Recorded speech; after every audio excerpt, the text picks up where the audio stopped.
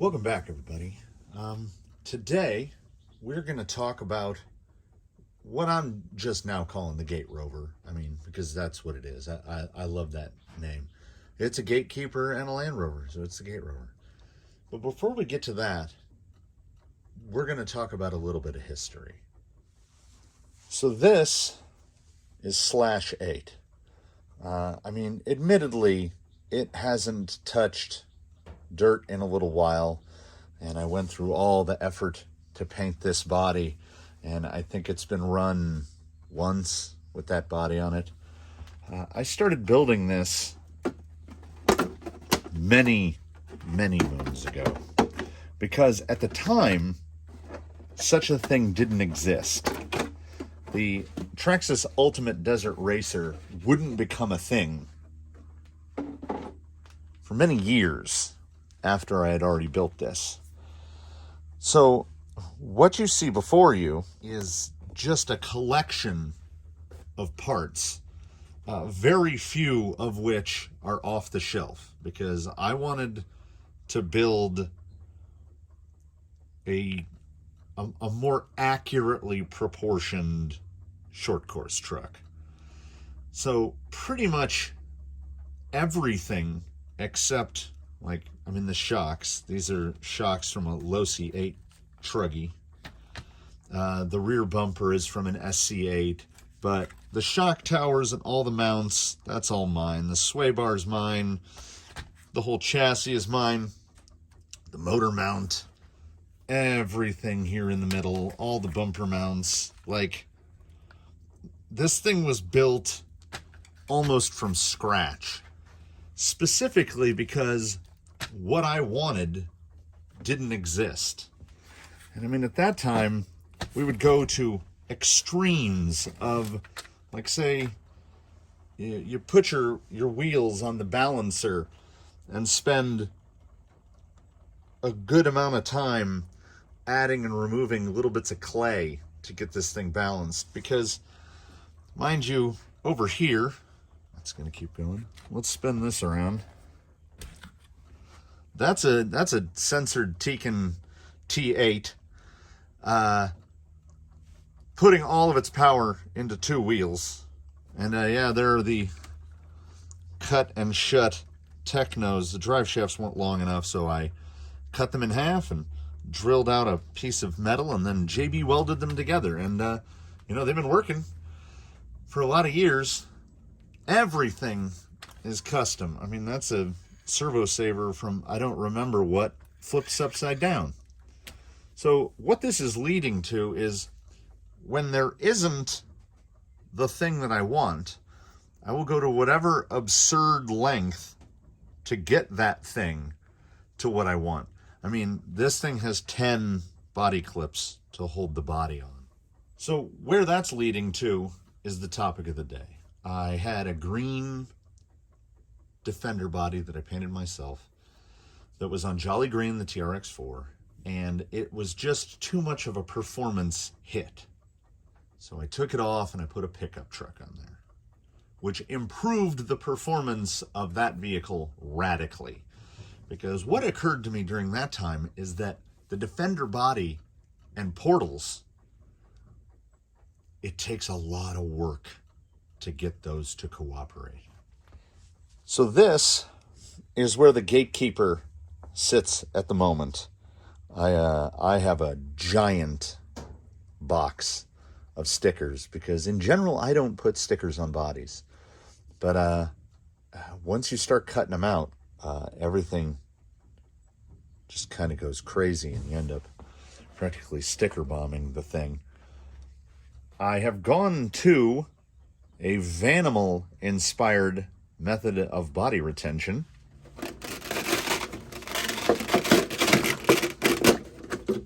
Which is Velcro on the sides, magnets front and rear. So the body just plops on there, no problem. What has happened is we've added a little bit of weight, like the magnets and the side pieces. There's nothing you can do to not add weight in that situation. So what happened is I've never been able to adhere to the idea of make one change at a time and see what works. Let's change everything all at once. So I got the idea into me that I must remove all silver from the vehicle.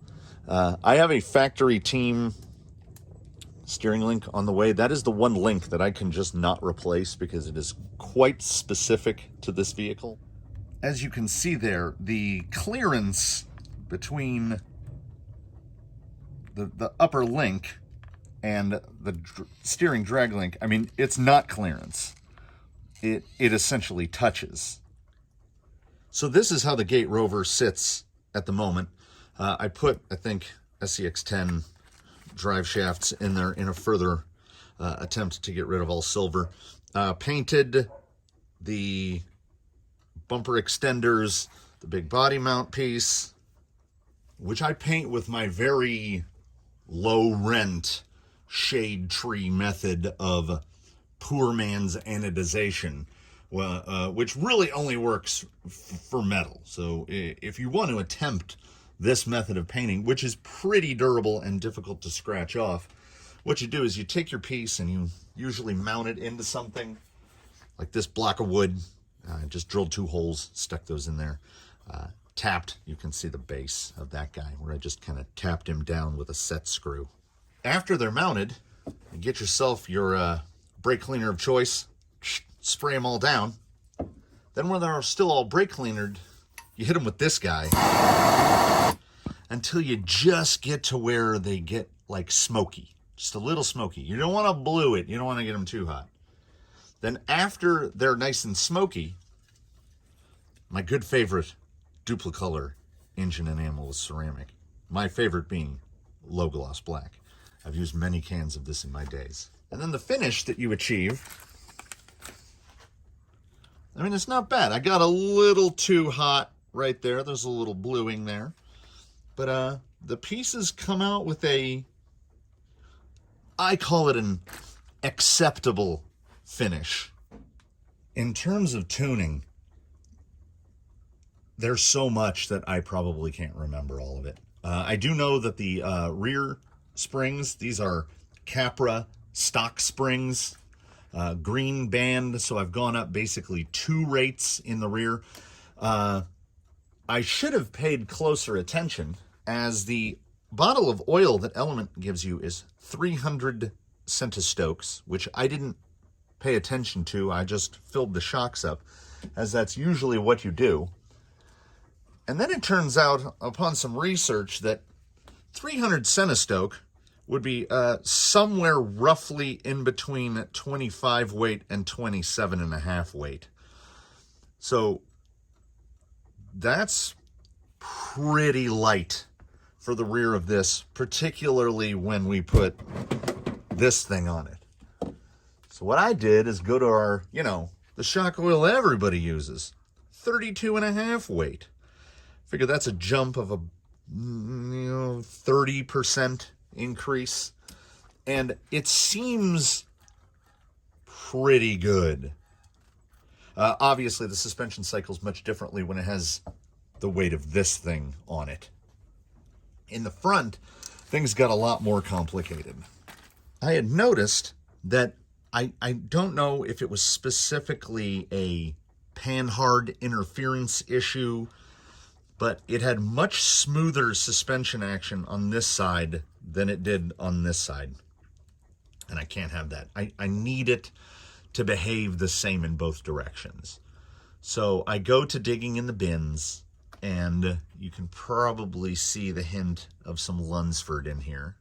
And what I ended up settling on are 3.5 millimeter titanium for the steer link and the panhard bar, with rod ends with the really oversized captured balls. They're around 7 millimeter balls.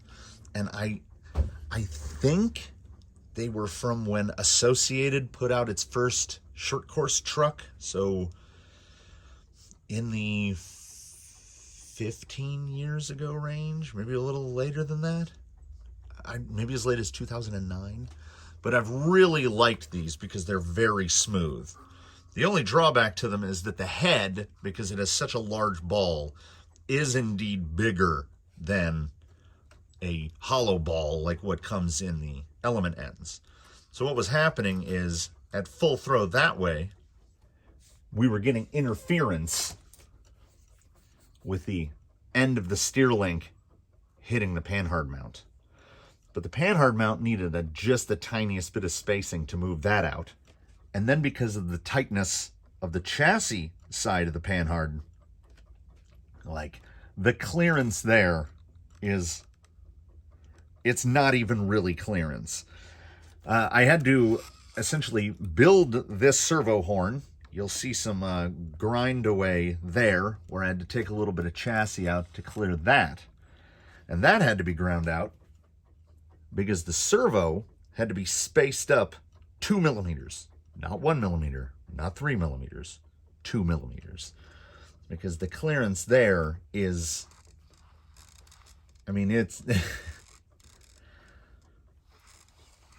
also a 1 millimeter spacer to drop this down 1 millimeter, which was to stop interferences. Like, it will fully compress, but boy, is everything close together.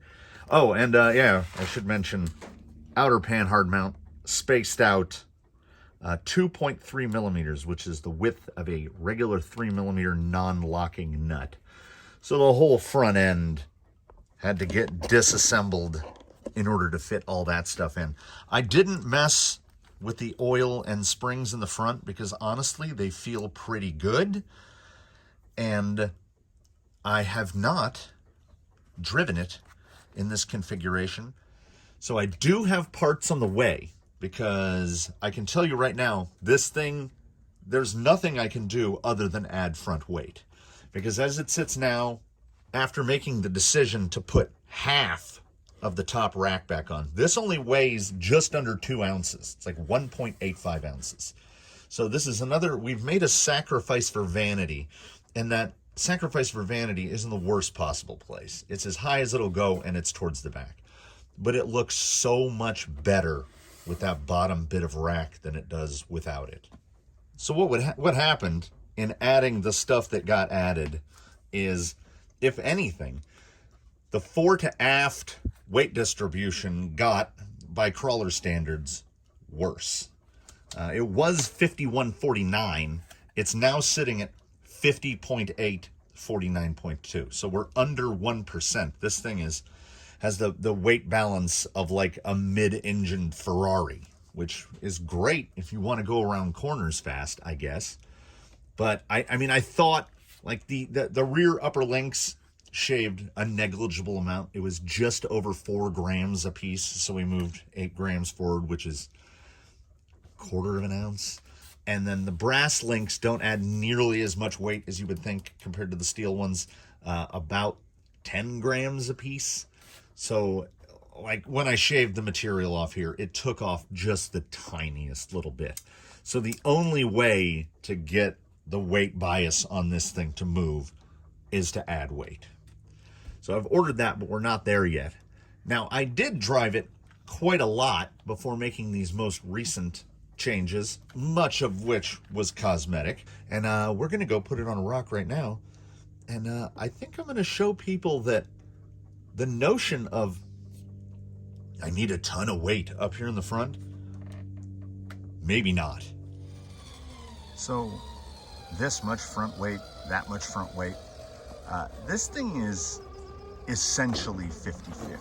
I mean, it has less than 1% more weight in the front than it does in the back.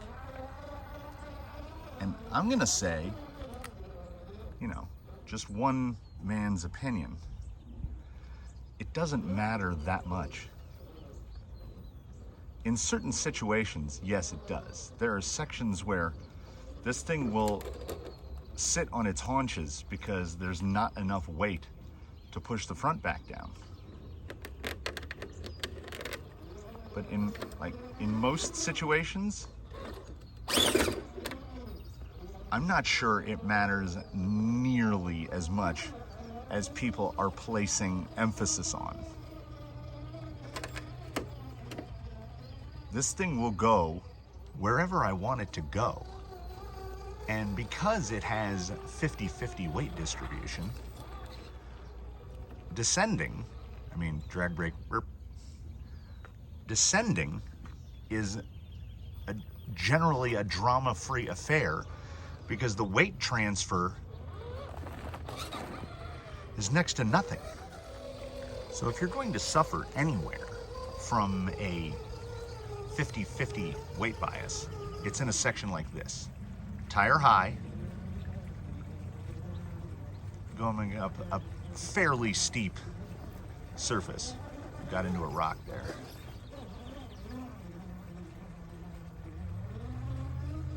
Now mind you, 50-50. Now look how high that rear end is. But because we don't have as much weight transferring to that front wheel,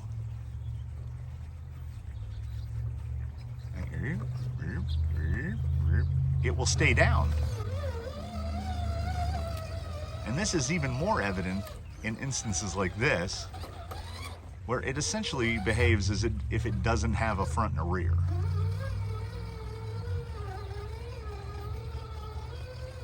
And then side hilling, of course, because there's not as much weight to transfer. It's distributed weight.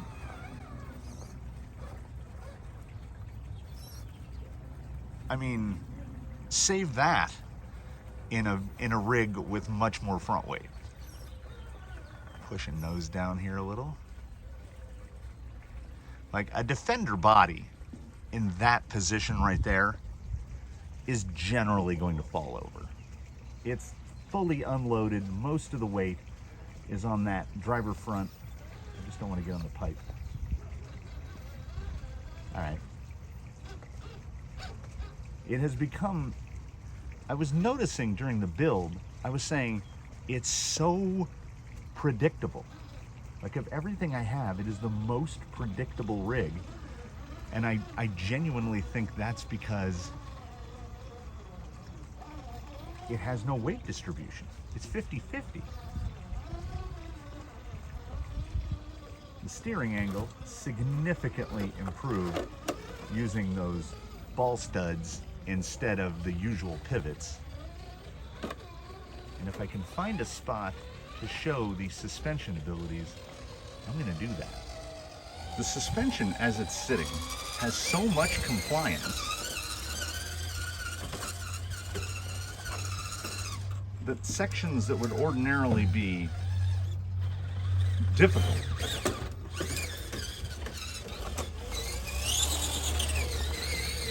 not so much for this. But I should also mention I put a 12-tooth pinion in there down from the 14. See, should have rolled by now. Its rough terrain handling is outlandish.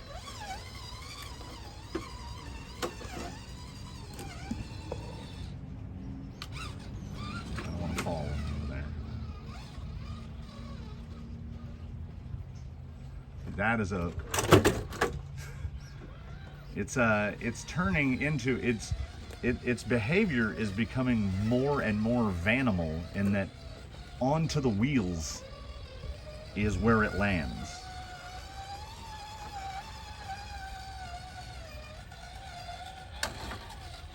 The drawbacks become most evident in an approach like this. So what I have to do is I have to get my driver's front on the top of that block, right up next to that little fake boxwood. And transferring that weight, I'm almost there, transferring that weight up to there is particularly difficult when you don't have more nose weight, as you can see there. Because I can get to the spot. The tires have enough grip. Now see, that pushed me sideways, so right here, it's gonna sit. That is where 50-50 kills you. But this is one of the few obstacles that this is a problem.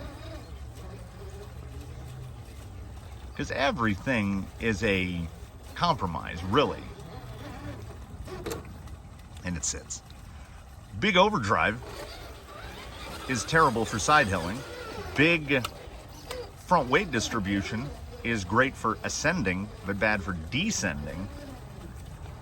So this, it just doesn't have enough transfer to keep the front end down right there. But it also, I mean, the way the body and the trailing arms are, it can't flip over backwards. It just falls over sideways. That was, though, an extremely anecdotal situation. I mean, that section of Ancient Kingdom is virtually unpassable in its current configuration, but this is every bit as steep, but it doesn't have to try to pull weight, so it can make it easily. Steering's still not quite where I want it yet, and I've spent most of my time fiddling with that steering. I feel like it could push a little bit less, because it's going to have to use reverses. There's a two-wheel motion. It's going to have to use too many reverses to get out of situations. See that right there? It didn't over transfer, so it didn't tip over. The side hilling is where the real surprise becomes. I mean, I definitely think at the very least knuckle weights, just to help keep those front wheels down. But considering how heavy that body is, I mean, you can get yourself into trouble for sure. So it's not an issue of this thing is amazing at everything all the time. This isn't the answer to everything. I don't think 50-50 is probably the best way to go. I think that there is definitely a point of diminishing returns, and I think that point is probably lower than what most people are aiming for, because this is 50-50 with a pretty well set up suspension, if I do pat myself on the back a little, and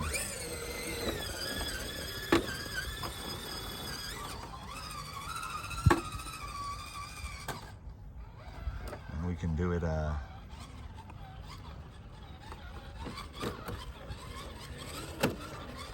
mean, I don't know if any other rig in the fleet could do that.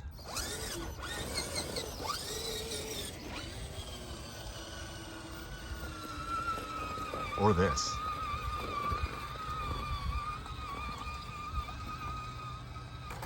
Because, you know, we're talking spooled differentials. It doesn't know.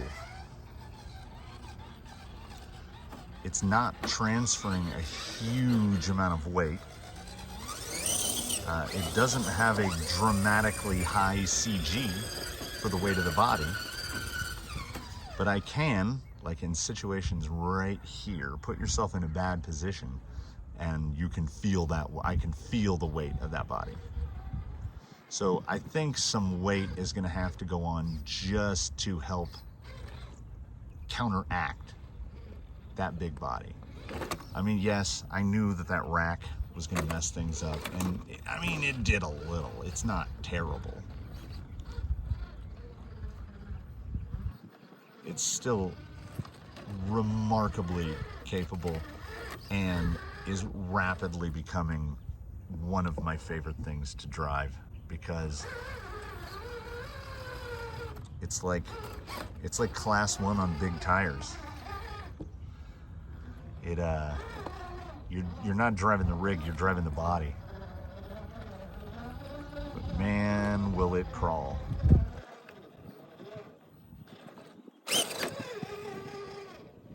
It's so very, very good. But Velcro and magnets, excellent combo.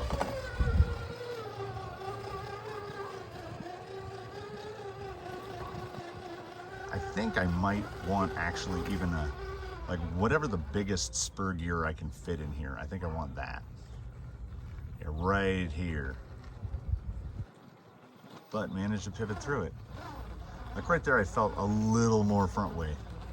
Like I think the goal might be, I don't know, maybe 53%?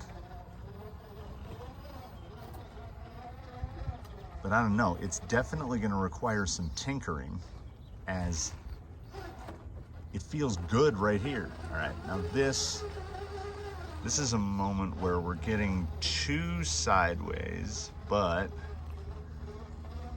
those refoamed growlers will just claw. I think we're getting a diff, huh? Oh, you never know what's gonna happen until you try it.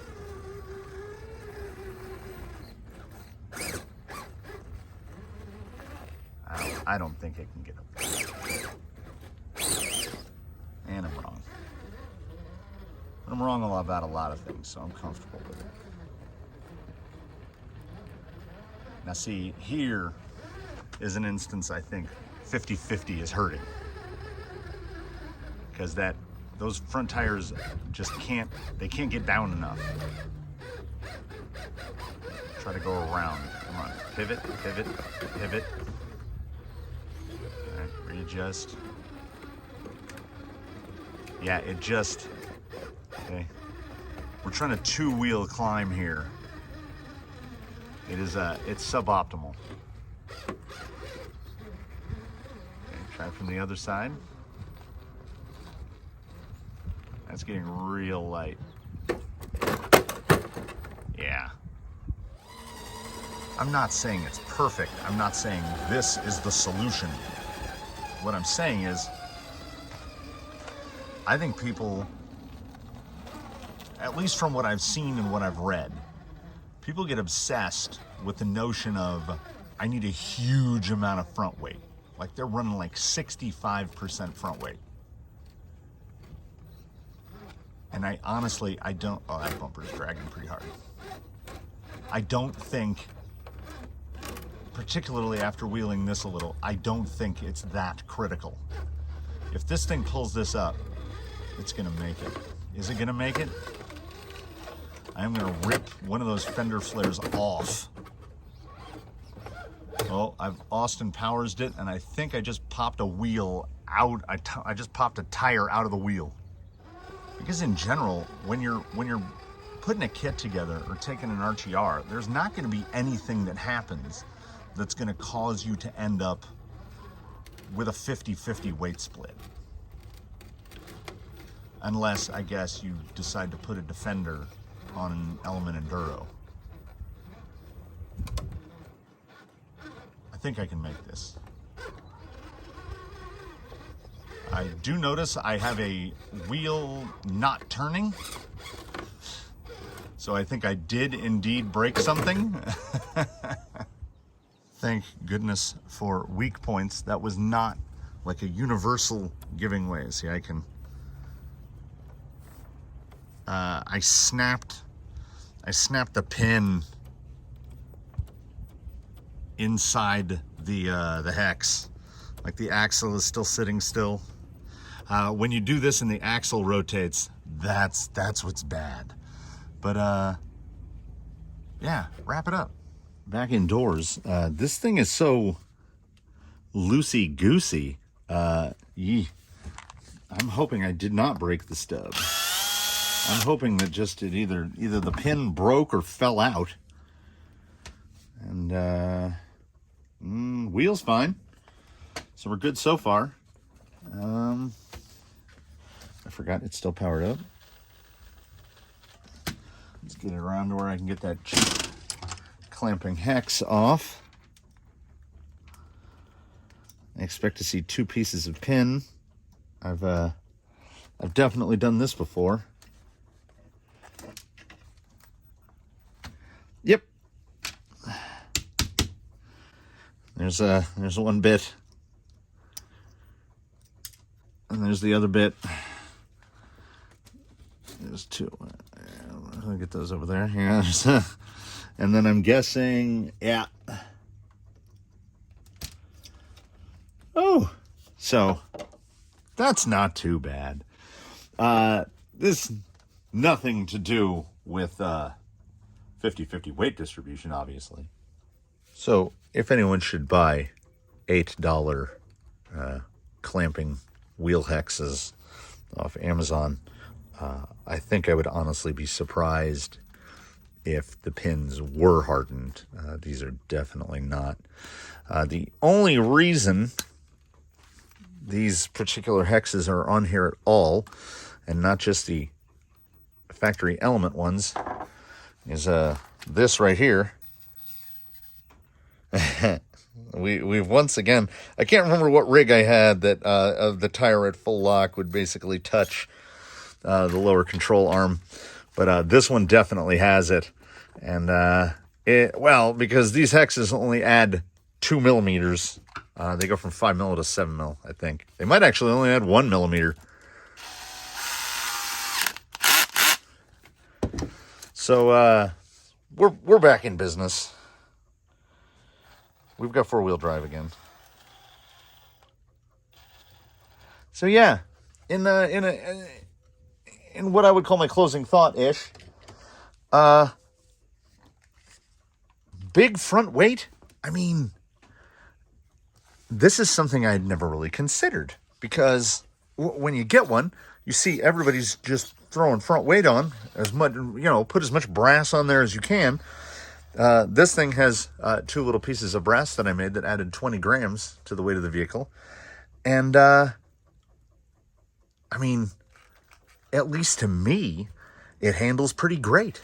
So the amount of, I think this guy is more than likely going to get SSD knuckles, and that's it, and it's done. Because add whatever grams those knuckles add, and that will be enough percentage-wise for me to be happy with it. I'd also like to point out, just to take one more small dig at the ESC 70 here near at the end, because, we've heard so many times, oh, your 1080, oh, this is better. No, it still isn't.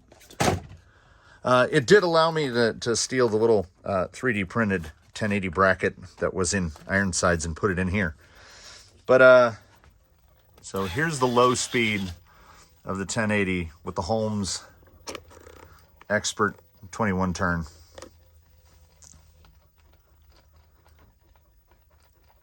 I don't think anyone could need more low speed control than that.